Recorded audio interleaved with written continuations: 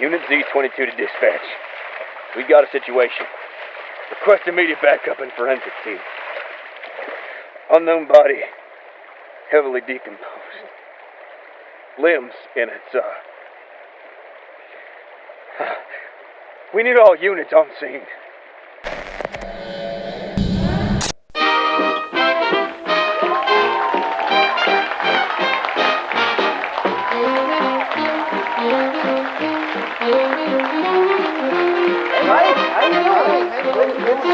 Thank you. Make yourself comfortable. Okay. Sit on down. All right, I'll sit.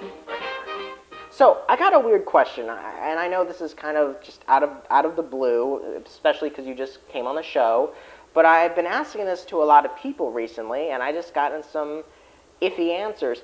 Did you find the studio okay? Oh, yeah, what do you mean? I beat you here, but Janine was real sweet and let me in. You met Janine? Yeah. She had a tray of hors d'oeuvres. Hors d'oeuvres? How do you say that? She had some snacks. Okay, let me get this straight. You found the place okay. Yeah. Like the entrance, getting in the studio was okay. I put in the Y and X axis on Google Maps and it brought me right here. Okay, and you met Janine. Yeah. In person. She has great hair. Huh. She had a key card, swiped it.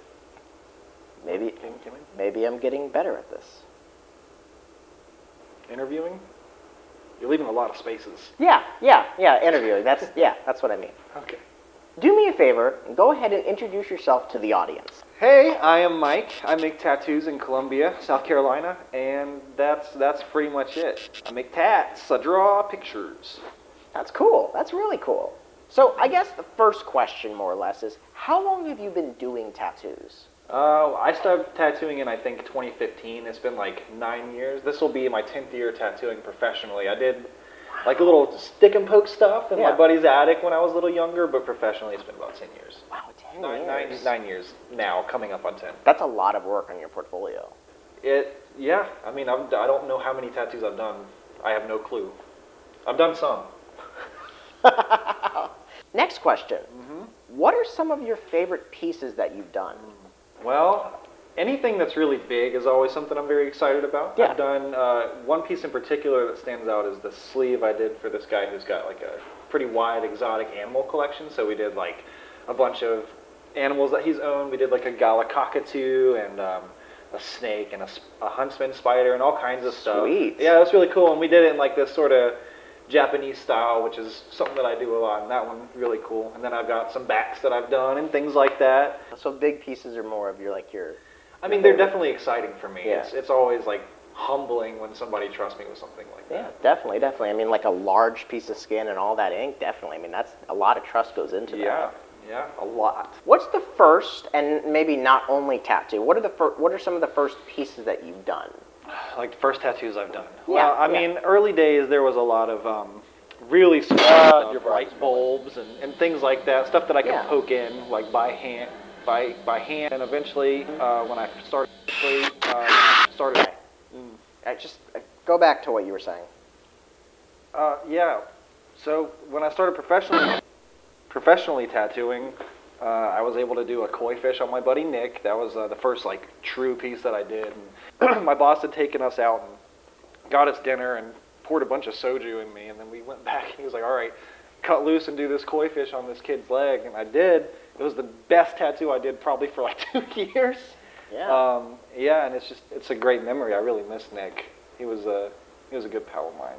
We lost him a few years ago. Oh, I'm sorry. It's all right. Did you do it? Did I do what? Never mind. What inspired you to become a tattoo artist? Well, so I played music for a long time, and I kind of reached a point where I realized that doing that maybe wasn't the most viable career option. Yeah. I went in and got tattooed at the shop,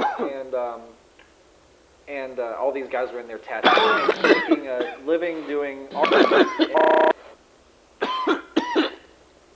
They were making a living doing art, and it just seemed like Hey. You okay?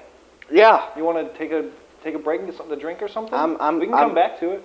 I'm good. I'm good, Mike. I usually have it together, and for some reason, I genuinely thought I had it together, because you found the place okay, and all the questions were going good. But now I'm like, well, this is your thing, so yeah, I'm I'm coughing. I don't know why I'm coughing. I don't.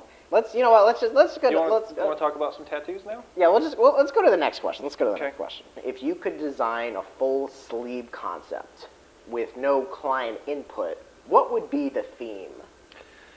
Yeah, so I'm really into traditional Japanese stuff. I think I would really like to do something like with maybe a big Hanya mask and a snake, or maybe like a tiger. Yeah. Or even just doing like a big sleeve of just Japanese background elements, like just like lightning and clouds, or just water and rocks. Something like that would be really fulfilling for me. Do you favor like Japanese themes? Because I can see a lot of Japanese themes going on. Well, I would say I keep saying Japanese, but I would say it's just more like Asian in general. Yeah. 'Cause I'm not a Japanese person. Right. I can't make true Japanese tattoos. Yeah. But a lot of my stuff tends to lean that way. Cool. What's the current store you work at? The shop I work at right now is called Sickle and Moon Tattoo. It's in 5 Points in Columbia, so it's like in the college district. It's kind of a party area, but very good for like walk-ins, and that little village has kind of been a very familiar and happy place for me for a while, so I'm glad to be there. Now, do you do anything besides tattoos, like other hobbies that people may or may not know about? Yeah, so I play guitar. I play a couple different instruments, but guitar is my main one. I've played in a few bands around town and stuff like that. I was really big into skateboarding when I was younger also, but now I kind of do that vicariously through my kids. And that doesn't look good. Is everything okay? Yeah. Yeah. Hey man, these are new. Why is that orange? Eat some Cheetos. Maybe that's what I needed to get out. I don't know. Sorry about that. That's odd. We're not putting quarters in this thing. Now, what are some of the aesthetics that you want from the photo shoot? Like, what are we going to go for?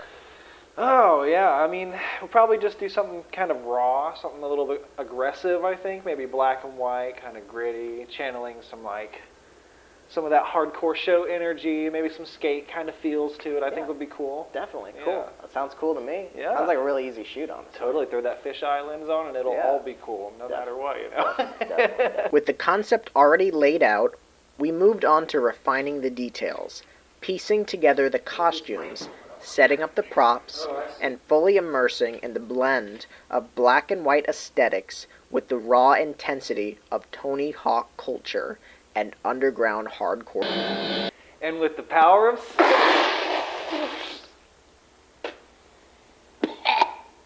Sasquatch, here's the end result. Why is it orange?